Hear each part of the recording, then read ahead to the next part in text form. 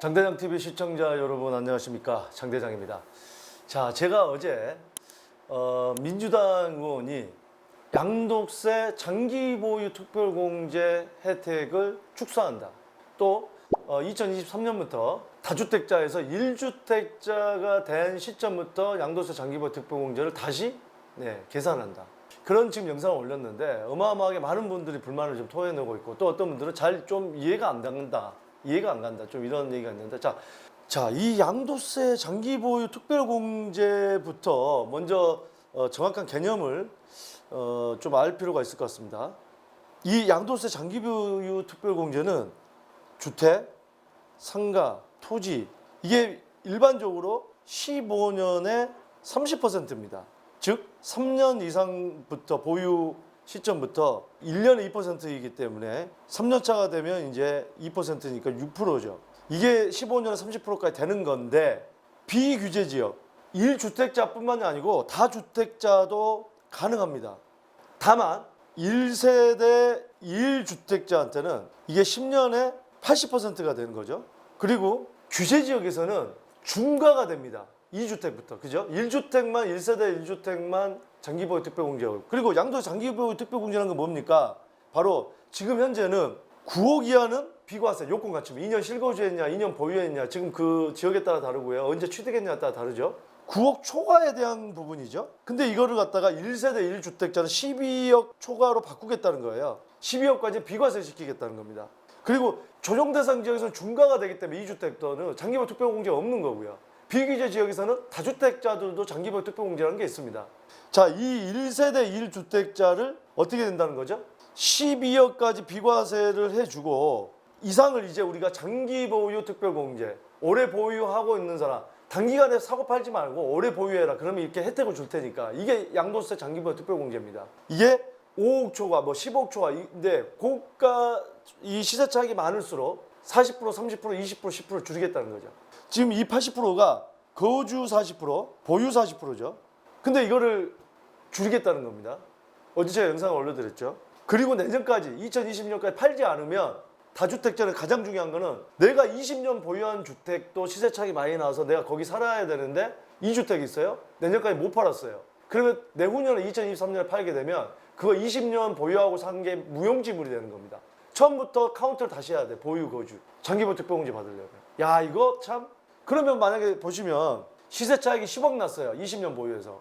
근데 내년까지 처분을 못 해가지고 2주택이 됐어요. 2023년에. 근데 처분했어요.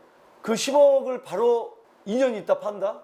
그래도요, 그 시세 차익에 대한, 만약에 고가주택이다 그러면 고가주택일수록 장기보유 특별공제가 없는 겁니다. 10억에 대한 양도세를 내야 되는 거예요. 20년 보유했고 20년 거주했음에도 불구하고. 그러니까 이게 사실상 지금 많은 분들이 불만스러워하고 이번 정부에서 정책이 정말 잘못됐다고 하는 게, 이게 사실은 모든 게 소급 적용을 해버리는 거예요. 자기 뜻대로 안 되니까. 때려잡기식이죠. 그러니까 많은 국민들이 불만을 가질 수밖에 없는 거예요. 불로소득이니까 무조건 내야지. 이거 말이 안 되는 거예요. 자, 지금부터 취득한 사람이 팔았을 때는 그렇게 하겠다. 뭐 그런 식으로 하면 모르겠지만 모든 것을 소급 적용을 한단 말이에요. 내년까지 팔지 않으면 참 어떤 주권이라는 게, 이 권력이라는 게 국민의 목소리로 인해서 나와야 되는데 국민을 때려잡고 있습니다. 우리 정말 이게 참 할 얘기는 많습니다만, 여러분들이 잘 아마 댓글에서 많은 분들이 표현을 해주시고 있기 때문에 저는 좀 자제를 하도록 하겠습니다. 이게 참. 자, 그래서 어쨌든 간에, 자, 이 정책이 나왔기 때문에, 자, 그렇게 된다고 한다면 어느 쪽으로 또 풍선 효과가 불 것이냐. 분명히 풍선 효과는 있습니다. 네, 거기에 대해서 한번 보겠습니다. 12억 이하까지 비과세를 해준다. 그러면 1세대 1주택 12억 이하까지 비과세를 해준다고 하면은, 자, 여기까지는 장기보유 특별공제, 양도세 장기보유 특별공제를 생각할 필요가 없단 말이에요. 다주택자도. 그렇죠? 어차피 조정 대상 지역 내에서는 2주택 이상부터는 양도세 중과를 매기는 거는 어차피 똑같은 거고, 지금 현재 어떤 정책에 대해서. 그래서 많은 분들이 이 고가 시세 차익이 난 것들은 못 팝니다. 야, 이거 세금을 이렇게 많이 내고 못 파는 거예요. 그래서 매물 잠김 현상이 일어났잖아요. 그러면 반대로 서울의 12억 이하의 아파트나 다세대 주택의 수요는 증가할 수가 있습니다. 다주택이 가능해요. 12억 아파트나 다세대, 7억짜리, 8억짜리, 12억까지 올라간다. 올라가더라도 12억 이상이 되더라도 5억까지는 어떻습니까? 40% 그대로 공제를 해주죠. 40% 중에. 이건 이제 좀 이따 제가 다시 한번 보여드리겠습니다만. 그렇기 때문에 이 어떤 이쪽의 수요가 많아질 수 있는. 물론 이제 여기에 대한 좀 전에 말씀드렸지만 양도세 중과는 어차피 그 차익에 대한 중과는 지금도 있는 거니까 종부세가 7, 8억짜리 두 채다. 종부세 거의 안 나오거든요. 다세대 주택 지금 뭐 오히려 이 강남이나 용산권이나 이 서울 시내에 뭐 다세대 주택의 수요가 오히려 몰릴 수 있다. 서울은 어차피 일자리가 많은 곳이고 고가 주택을 사는 것보다. 그러면 고가 아파트가 지금 어제 보셨지만 15억 초과 아파트 보유 기간에 따른 공제율 지금 80% 중에 거주 기간 10년에서 40%, 보유 기간 40%인데 시세 차익이 양도 차익이 5억 이하까지는 40% 그대로 줘요. 근데 이 구간에 따라 줄어드는데 그러면 고가 아파트가 15억 초과. 자, 20억짜리 사서 35억 됐다. 이게 다 해서 30%가 줄어드는 거니까 수요가 줄어들 것이다. 과연 그럴까요? 그렇지 않습니다. 30억짜리, 40억짜리 사는 사람들이 무슨 뭐 장기보유 특별공제 받으려고 뭐 아파트 삽니까? 그만큼 능력 있는 분들이 장기보유 특별공제 보고 사는가요?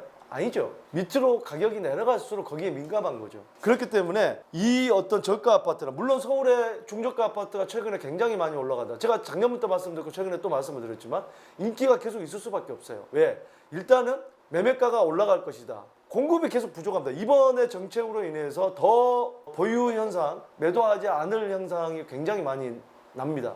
제가 영상에 어제 올려드린 것은 내년까지 정리해야 되는 것은 양도 차익이 많이 난 아파트가 다주택자가 내년까지 정리할까요? 정리 안 합니다. 어차피 양도세 많이 내는 것 때문에 정리를 안 했는데 정리해야 되는 것은 별로 오르지도 않는 쓸데없는 그런 주택들을 처분을 하라는 거지. 왜? 1주택 비과세 받을 양도세 장기보유 특별공제 받을 게 그동안 뭐 10년, 20년 보유하고 그런 아파트들이 무용지물이 돼버리잖아요.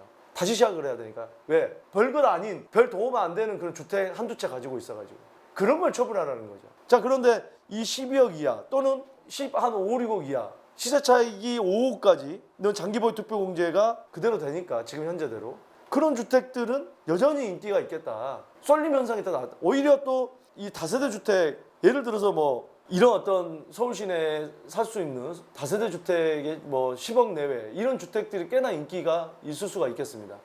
자, 그래서 뭐 어떻게 됐든 많은 분들이 불만을 쏟아내고 있지만 좋은 대책, 정책이라고 보여지진 않지만 어쨌든 간에 우리가 과연 나중에 어떤 또 풍선 효과가 일어날지 이거는 예측을 하면서 여러 가지 여러분들께서 결정을 하시는데 도움이 되시길 바라겠습니다. 많은 분들이 고민 상담을 해주고 계시는데 라이브 방송 매주 화요일 저녁 6시에 진행되는 라이브 방송에서 여러분들 많은 참여를 하셔서 여러분들의 의견을 좀 주시고 또 고민 상담도 하시고 함께 이런 공부도 하고 즐기는 시간을 갖도록 하겠습니다. 그리고 이제 제 책이 이제 신간이 출간하는데 여러분들 이 책 한 권 사는데 돈을 아낄 필요 없습니다. 정말 이 책에 많은 게 들어가 있습니다. 여름휴가 이 책과 함께 하시는 거 어떻습니까?